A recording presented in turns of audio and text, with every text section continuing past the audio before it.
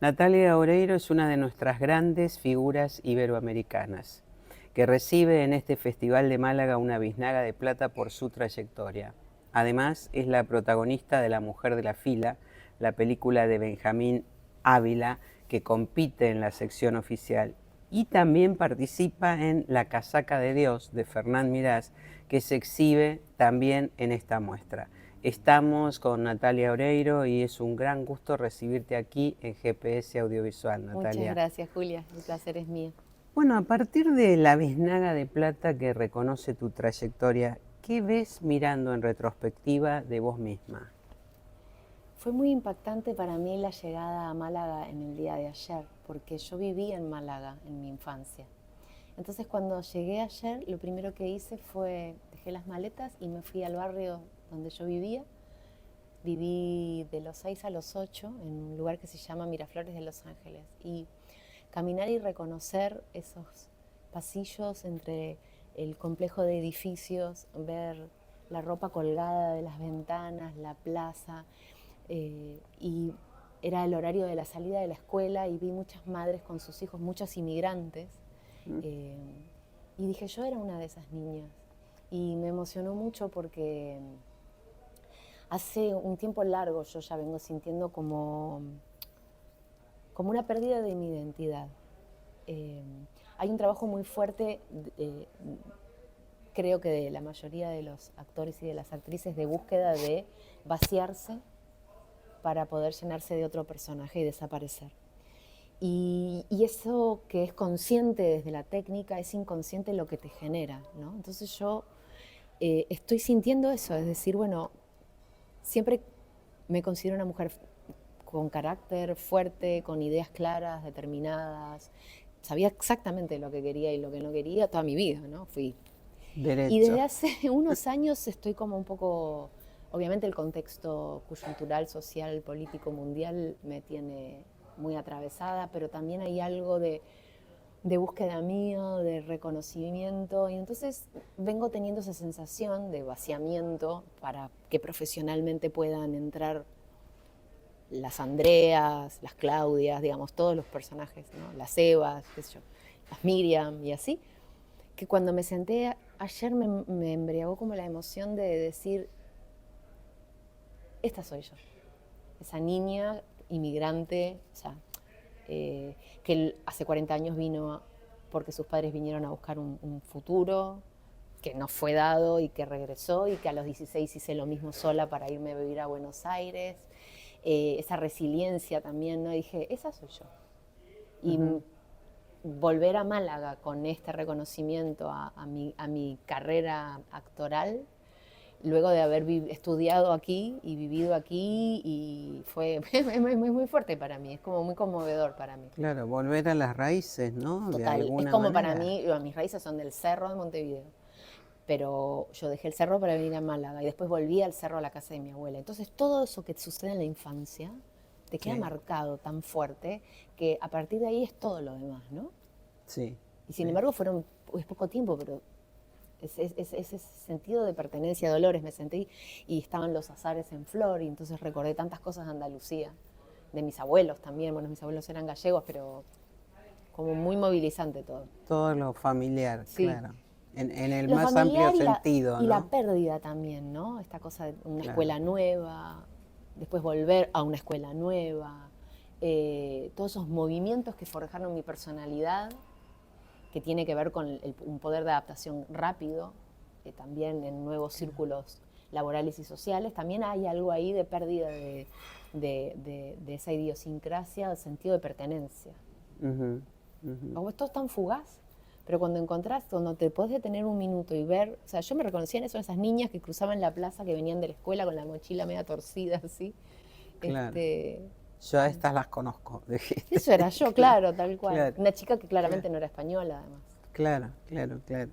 Ahora, de aquella reina de las telenovelas, ¿no? A una búsqueda progresiva hacia el mundo interior de mujeres reales, ya sea Gilda, Eva Perón, Andrea Casamento, ¿cuánto hay de tu evolución y de tu toma de posición como mujer? Yo creo que los personajes que me han permitido interpretar no son casualidades. Creo que uno elige, incluso hasta Yossi, que nada que ver conmigo y que está en la vereda de enfrente de mi humanidad, hay algo de necesidad de contar o de que algo sea contado más allá del rol que me toque a mí dentro del proyecto. A veces me preguntan si elijo los personajes, las películas por los personajes. En realidad yo elijo las películas por lo que la película tiene para contar. Y me adapto al rol que me corresponda, ¿no? Por supuesto, hacer de novia de no me resulta muy gracioso. Y por eso no, o sea, intento correrme de esos roles, pero no necesariamente tenga que hacer Eva. Por ahí, si me hubiera tocado otro rol, creo que es importante para que eso sea contado. Lo mismo el caso de Yossi, ¿no? Y al mismo tiempo una necesidad de decir cosas a través de los personajes, a través del cine, que siento que pueden empatizar o correr un velo en cierta parte de la sociedad que pueda estar permeable a verlo, ¿no? En el caso de La mujer de la fila, ese personaje que dice en un momento, esto a mí no me puede pasar porque yo soy una persona de bien, y uno dice, ¿y quién es la persona de mal? Esto de creer como sociedad que eso le pasa a un otro y que nunca te va a pasar. Ese prejuicio y esa empatía que genera la película para mí es fundamental y me pareció como muy importante que eso se ha visto así, ¿no? Y contar también una película que habla de cómo en la mayoría de los casos recaen en las mujeres las tareas de cuidado. Sí, siempre diría yo.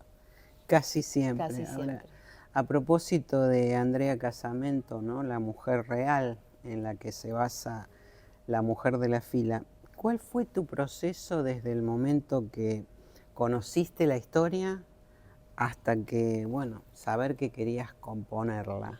Fue inmediato porque Benjamín Ávila, el director, Sí. con el que ya habíamos hecho Infancia Clandestina, un día me mandó una charla TED de Andrea.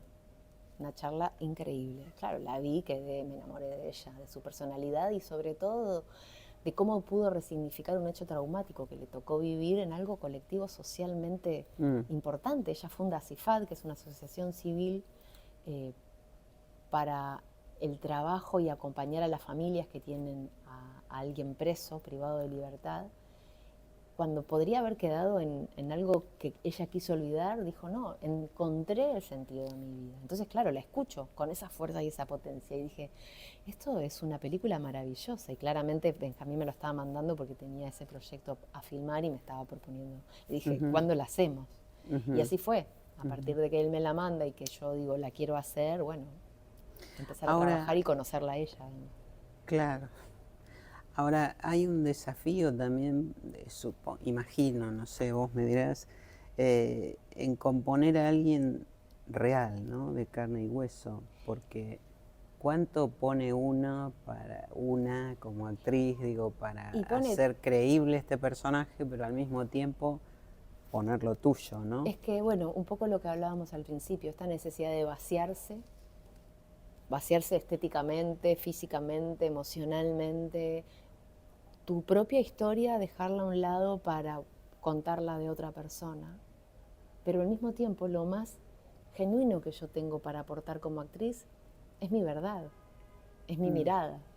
Viste que el cine se nota cuando vos estás realmente pensando lo que está pasando, viviéndolo. Entonces, todo el tiempo luchar con desaparecer, pero al mismo tiempo es la Natalia mamá, porque es imposible no sentirme en esa circunstancia. Justamente te iba a preguntar, ¿cuánto influyó en vos como madre y como hija hacer esta historia? Mira, cuando yo hice Infancia Clandestina no era mamá. Y a mí era una de las charlas que yo tenía, recuerdo, con Benjamín y con María Laura Berch, que también estaba en Infancia y que además de ser mi amiga, trabajo con ella en casi todas mis películas. Esto de, yo no soy mamá, le decía yo, no, ¿viste? Entonces era todo un trabajo decir, ¿cómo será ser mamá? ¿Cómo? Porque claramente es tener el corazón fuera del cuerpo. ese amor incondicional que no se le tiene a una pareja, ¿no? Pero bueno, es pensar en algo supremo y frágil al mismo tiempo, ese sentimiento de posible pérdida continua, ¿no?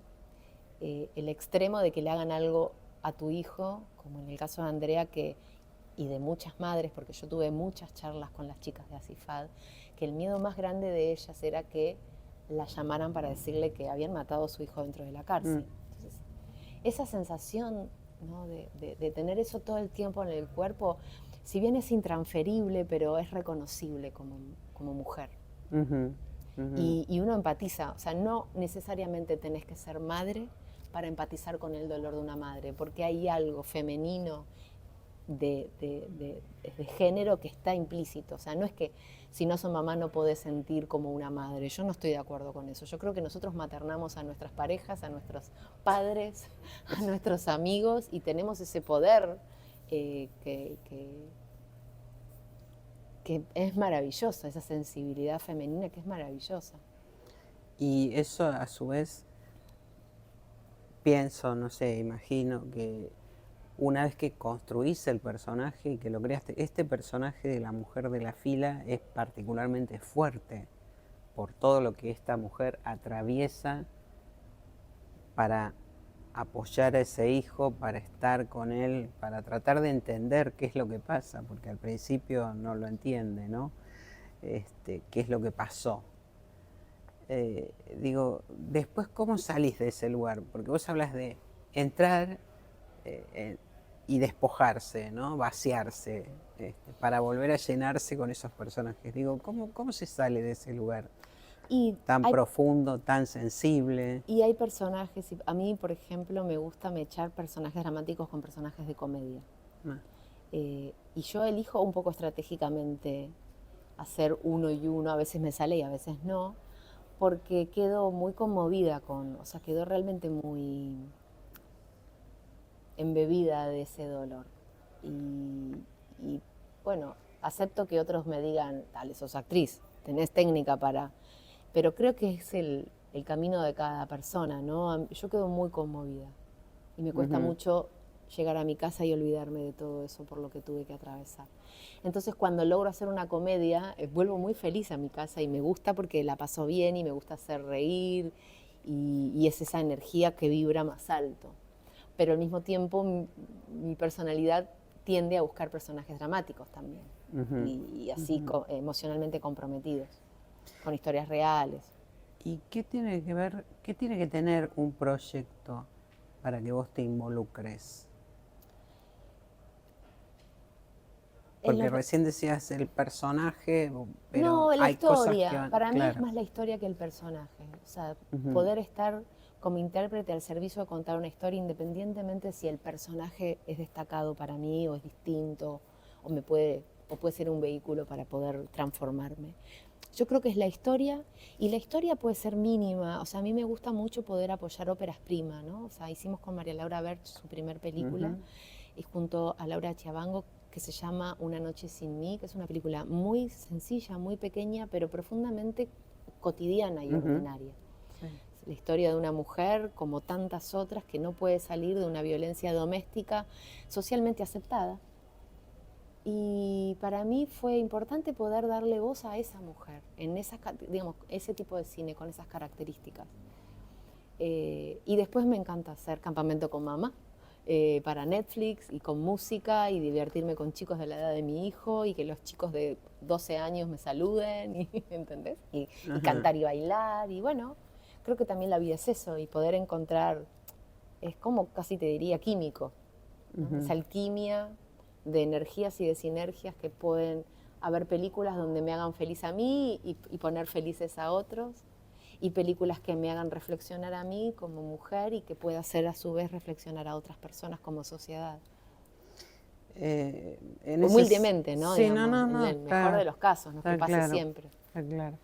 En ese sentido también pensaba, hay algo de presión o condicionamiento social, ¿no? Para que asuman roles que requieran algún compromiso, digo, las actrices, los actores, ¿no?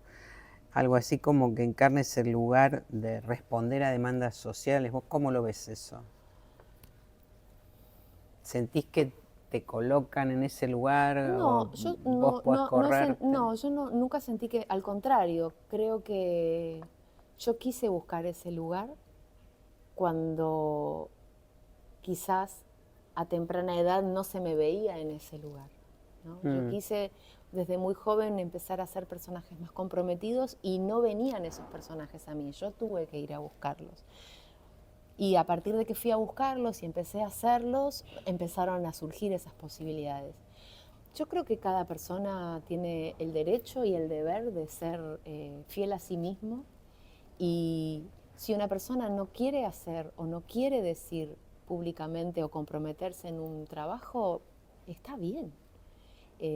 Prefiero eso a alguien que impone algo que no es, ¿no? Me parece que eso es más como una pose. Yo celebro a la persona genuina, si los que no quieren y genuinamente no quieren, pues está muy bien. Y los que sí lo hacen también son dignos de mi agradecimiento y mi valoración, porque se juegan muchas cosas, sobre todo cuando uno está expuesto y da una opinión o decide hacer un personaje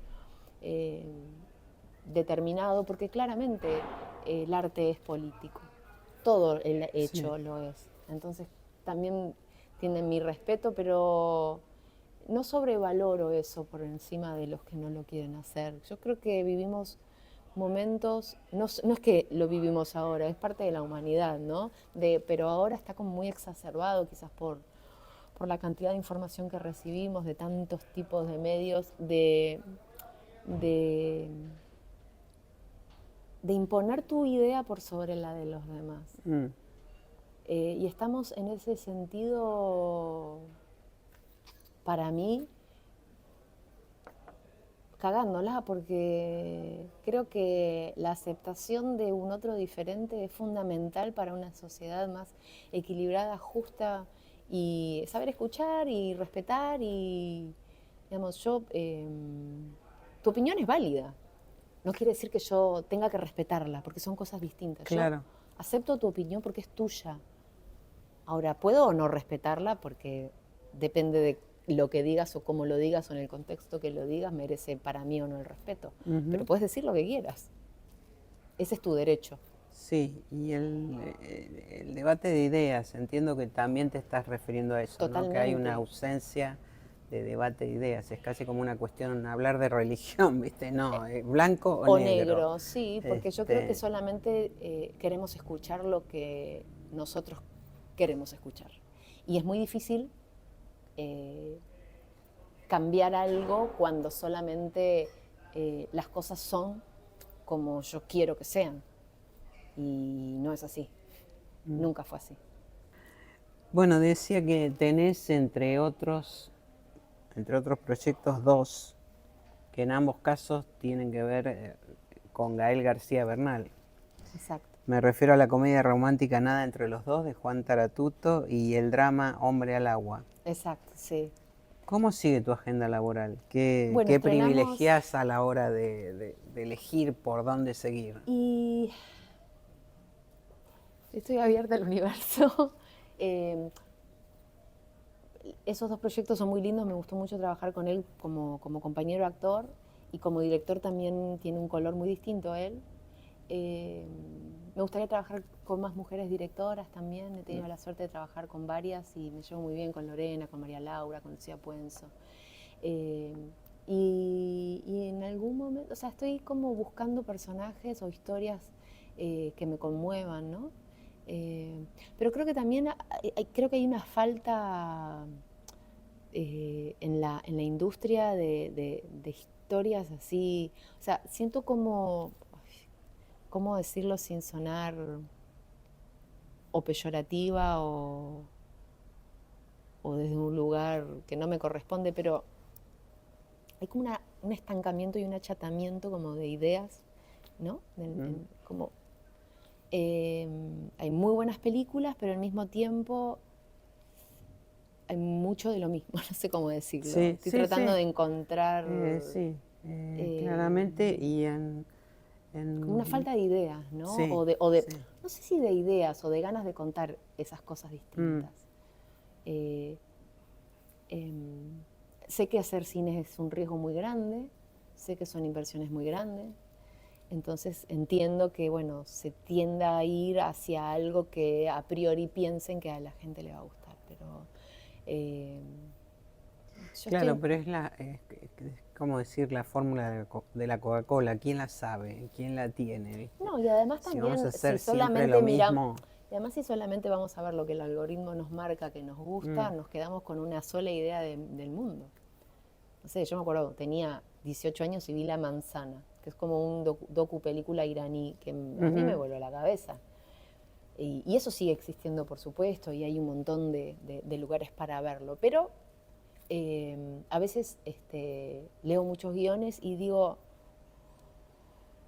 o sea, esa sensación de saber que la gente, no toda la gente, pero mucha gente ya a priori subestiman que el espectador va a tener multipantallas al momento de prestarle atención a una película, me irrita un poco a mí, ¿no? Es como subestimar al espectador. Bueno, vamos a decirle 10 veces lo mismo dentro de la película por las dudas que esté mandando un mensaje de texto. A mí me irrita la subestimación al espectador en ese sentido y me niego a creer que haya que hacer las cosas así para que entonces la gente las termine de ver o las comprenda. O sea, porque somos la primera, o sea, dicen que están haciendo las primeras generaciones donde los jóvenes no superan intelectualmente a sus padres, ¿no? Y eso creo que tiene que ver también con un estancamiento de lo que consumen y en la forma en que lo consumen. Sí, sí. Sí, la forma de los consumos, la rapidez, ¿no? Todo es También, todo tiene que inmediato. ser Todo es inmediato, rapidito, rapidito. breve. A veces me hablo en distintos proyectos hablo y miro las ediciones y digo, pero que es una película de TikTok, porque son corte, corte, corte, corte, que a mí no sé si es para algo generacional o me parece que estamos perdiendo la contemplación, la posibilidad de contemplar. Y además el cine, lo maravilloso que tiene es que cuando vos entras al cine, el mundo se detiene y la atención está puesta en la pantalla y la historia que están contando. Por eso me parece importantísimo que siga sucediendo, porque ahí de verdad es esa magia que está pasando. No tenés el celular, no tenés que ir a buscar a tu hijo a la escuela, o sea, tu urgencia se detiene para cuando salís, claro. Pero ahora la forma de mirar ha cambiado tanto también que claramente es todo rápido. En resumen. Y Mucha vos ahí ansiedad. donde ves eso salís corriendo No, yo para el creo otro que lado. uno tiene que ser flexible. O sea, creo que si no sufrís mucho, ¿no? O sea, yo no soy yo la persona que va a cambiar eso. Ojalá que sean las generaciones próximas, porque yo sé que esa es para mí algo perdido. O sea, no somos nosotros, son los que vienen. Pero claro, estamos preparando el terreno para los que vienen. Y si no les damos tierra fértil para poder sembrar algo que no sea efímero y que puedan conmoverse y respirar, detener, no sé, pues las van a tener más complicadas. Nosotros somos responsables de eso, no son los jóvenes los que son los responsables del consumo desmedido de redes sociales, se lo dimos nosotros. Por ahí la charla derivó, viste, como que mutó, pero no, yo no, porque la juventud está perdida, no, nuestra generación es la que está dándole eso. No, Sí. nosotros somos, al menos yo soy la generación bisagra, o sea, no fueron nuestros padres, somos nosotros hacia nuestros hijos. Bueno, no son ellos, bueno, no es así. Somos, ¿qué le das? ¿Qué alimento le das? Alimento o sea, concreto y espiritual e intelectual. Eso es. Y tenés un hijo adolescente 14. ya, ¿no? Bueno, claro. También un momento bisagra, Total. ¿no? Y lo tengo muy presente eso, ¿viste? Claro, sí. Como madre seguro tengo 1000 errores, sí. Pero creo que es que la muerte no me encuentre muerta, o sea, que me encuentre despierta, ¿viste? Natalia Oreiro, reconocida por el Festival de Málaga y por fuera del Festival de Málaga también. Muchísimas gracias por acompañarnos aquí en GPS Audiovisual y bueno, felicitaciones por este reconocimiento. Un lindo encuentro aquí en Málaga. Muchas gracias. Muy bueno.